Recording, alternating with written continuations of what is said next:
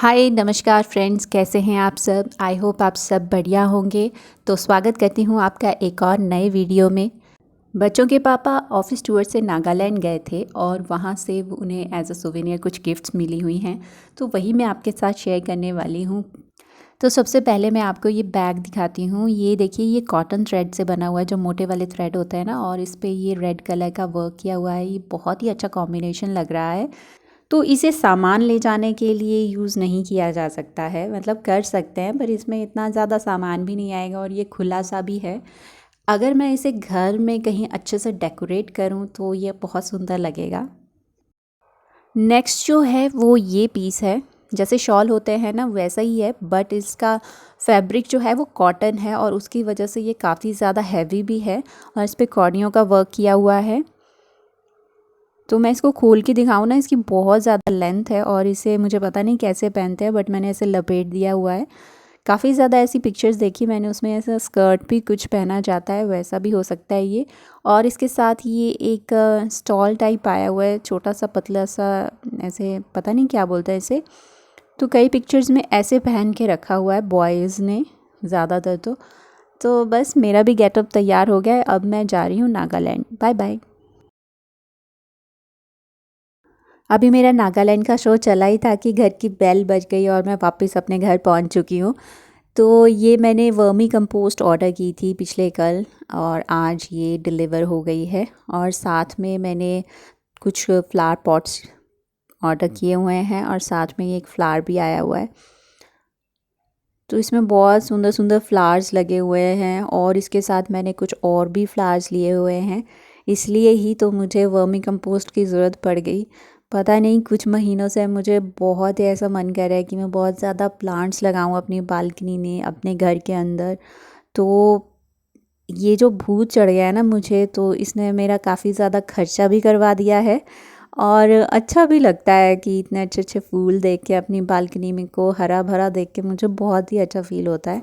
तो इस तरह का जो एक्सपेंस है ना वो चलता है, इतना ज़्यादा भी नहीं होता है, पर हाँ, जब आप कोई भी चीज़ थोड़ी थोड़ी करके ज़्यादा खर्च कर देते हैं ना, तो फिर वो ज़्यादा ही हो जाती है। पता क्या हो गया है, कभी कभी पॉट्स होते हैं तो प्लांट्स नहीं होते हैं और कभी कभी प्लांट्स होते हैं तो पॉट नहीं होते हैं। तो और कभी कभी तो मिट्टी भी नहीं होती है, तो सब कुछ ऐसे ऑर्डर करना पड़ता है।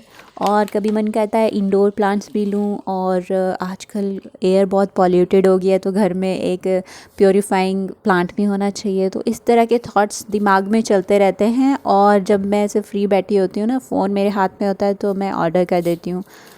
ये एक बहुत बड़ी डिसएडवांटेज भी हो गई है मेरे ख्याल से, कि आप अब कुछ भी घर से ऑनलाइन ऑर्डर कर सकते हैं मेरे जैसे पर्सन के लिए।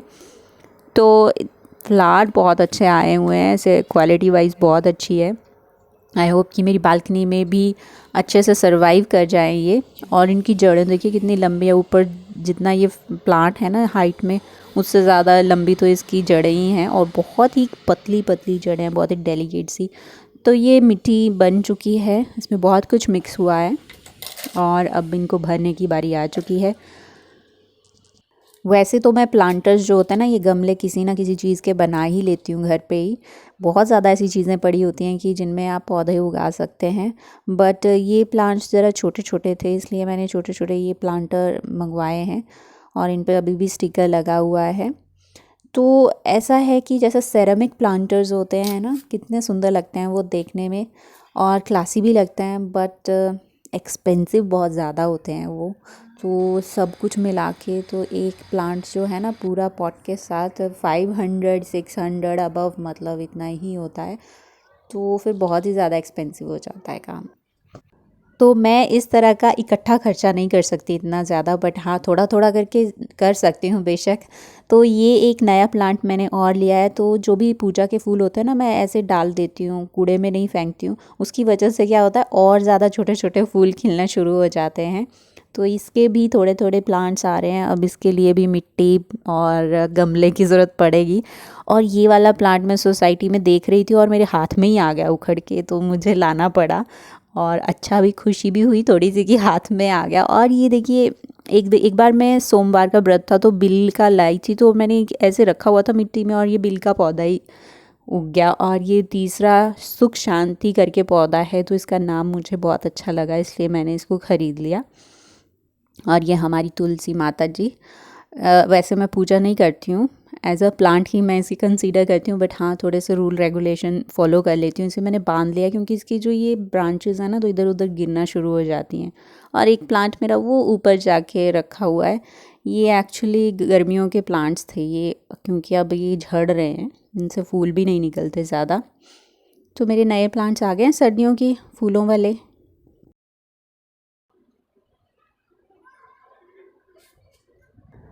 तो एक बात तो ध्यान रखने की होती है कि पानी ज़रा लिमिटेड चाहिए होता है किसी किसी पौधे को।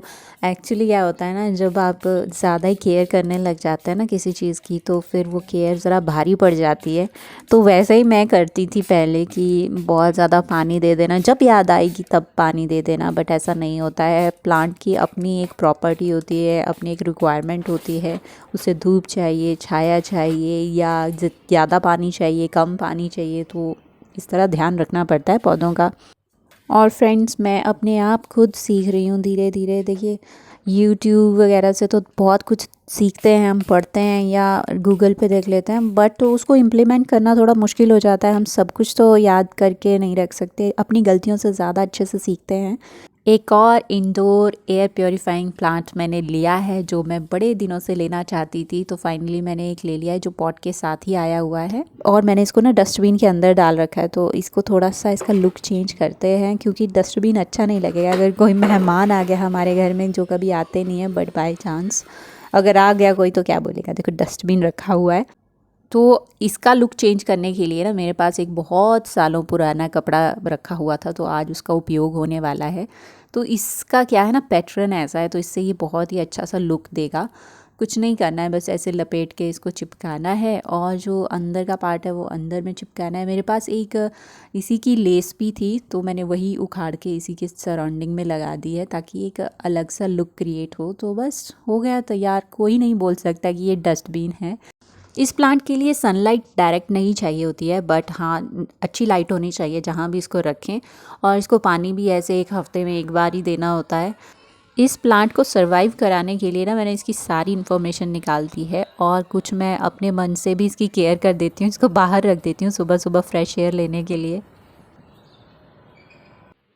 जैसे ही सर्दियाँ स्टार्ट होती हैं, हमारी सोसाइटी में बहुत ज़्यादा फूलों वाले प्लांट्स आ जाते हैं, हर एक तरफ फूल ही फूल दिखते हैं, बहुत ही सुंदर लगते हैं। तो अभी मैं भी इनको ही एडमायर कर रही हूँ, और ऋषि की स्कूल की बस का वेट कर रही हूँ। ये देखिए, मैं कैमरे पे बोलने का ट्राई कर रही हूँ, बट नहीं हो पा रहा है। हमारा लंच वगैरह सब हो गया, और मुझे देखिए ये काम में लग चुकी हूँ। ये घड़ा रखा हुआ था किचन में, ये लीक कर रहा था, तो मैंने सोचा क्या करूँ मैं इसका। तो मैंने सोचा इसका प्लांटर ही बनाती हूँ, इसके अंदर पौधा उगाती हूँ, बट इसका मुंह थोड़ा खुला होना चाहिए, तो इसको काटने की कोशिश कर रही हूँ। तो इसके लिए मैंने बिना धार वाला चाकू लिया, और इससे मैं घिस रही हूँ इसको, ताकि एक बाउंड्री भी बन जाए और ये थोड़ा घिस घिस के नीचे तक हो जाए। इसके बाद मैंने उसी चाकू को जैसे रख के हथौड़े से मार के, तो ये नीचे ऐसे इसमें होल पड़ जा रहे हैं। इस सारे काम के लिए मुझे मैक्सिमम आधा घंटा लगा।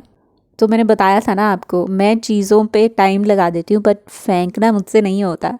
तो अभी मैंने काफ़ी दिनों से रखा हुआ था ये, इसलिए कुछ ना कुछ तो करना ही था ना इसके साथ। तो बस मैंने सोचा कि चलो इसका प्लांटर ही बनाते हैं। वैसे भी आजकल गार्डनिंग का भूत चढ़ा है, तो ये भी एक फ़ायदा हो जाएगा। तो इस तरह अच्छे से कट भी जाता है। बीच बीच में मैंने पानी भी लगाया हुआ है, अगर आपको कभी ज़रूरत पड़े तो ये आप ट्रिक अपना सकते हैं। तो चलिए लेके चलते हैं इसको अपनी बालकनी में, और देखते हैं इसमें क्या प्लांट किया जा सकता है। और एक और प्लांटर मैंने बनाया हुआ है, ये इलेक्ट्रिक राइस कुकर होता है ना, उसके अंदर जो पॉट डलता है। तो इस तरह ये भी पड़ा हुआ था बहुत दिनों से, सालों से। तो इसको मैंने गोल्डन मेटल पेंट कर दिया हुआ है, अच्छे से नहीं हुआ है पेंट, अच्छा नहीं था ये। तो फ्रेंड्स, अभी मैं बैठ के सोच रही हूँ कि इस घड़े में मैं क्या उगाऊँ, और फिर मैंने डिसाइड किया कि मनी प्लांट लगाती हूँ। ऐसे मनी प्लांट साइड से बहुत ज़्यादा निकलेंगे, कितना अच्छा लगेगा देखने में, सब कुछ विजुअलाइज़ कर लिया मैंने। होपफुली ऐसा ही हो। फिर मेहनत से बचने के लिए मैंने सोचा कि इसको ऐसे ही डाल देती हूँ, बट इससे क्या होगा, एक प्लांटर वेस्ट हो जाएगा। इतनी ज़्यादा मेहनत करी, वो सारी वेस्ट। तो फिर मैंने इसे निकाल दिया। और दूसरा वाला ये सेरेमिक प्लांटर है, ये भी बाहर बहुत अच्छा लगेगा देखने में, इसलिए मैंने पूरा इसका मिट्टी सब निकाल दिया और इसे थोड़ा सा अच्छे से मिक्स कर रही हूँ। और इसमें जो मेरे मनी प्लांट था वो मैंने लगा दिया है, और बाकी मैंने कट करके भी रखे हुए थे पानी में, वो भी मैंने लगा दिए हैं। होपफुली इनमें भी जड़ें निकल गई हों और ये अच्छे से सर्वाइव कर जाएं। और एक बात, मिट्टी का एक भी कण नीचे नहीं छूटना चाहिए, क्योंकि इस चीज़ के लिए पैसे दिए गए हुए हैं। तो आगे फ्यूचर में भी छोटे छोटे और प्लांट्स निकल रहे हैं, उनका भी कुछ करना पड़ेगा। बट आज के लिए इतना ही था। आई होप आज का वीडियो आपको पसंद आया होगा। मैं आपसे मिलूँगी अपने अगले वीडियो में। अब तब तक के लिए आप खुश रहिए और अपना बहुत ज़्यादा ख्याल रखिएगा। Bye bye.